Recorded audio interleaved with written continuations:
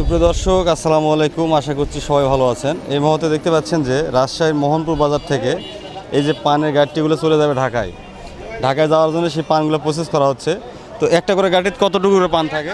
মেলা ভাই 1000, 1200, 1400, 1600 কি এগুলা বিড়ে বিড়া না? 1600 বিড়া করে। এই যে যত পুরো বাজারে যত পানের গাড়ি ছিল সবগুলো কি ঢাকাতে যায়?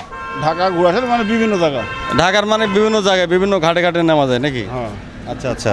তো এই পানগুলো মূলত তুলে কখন? পান যারা চাষি তারা তুলে কখন? হাট থেকে না ইয়ার থেকে, মানে আপনার বর থেকে? বর থেকে সকালে ভাঙে, একদিন আগে ভাঙে হয়, ঠিক নেই। ও আচ্ছা আচ্ছা। তো আজকে এটা কী বারে আজকে হাট হচ্ছে? এটা এটা হচ্ছে শনিবার। প্রতি শনিবার এরকম হাট হয় না? দর্শক, শনিবার আর বুধবারে এই হাটটি হয়ে থাকে মোহনপুর বাজার।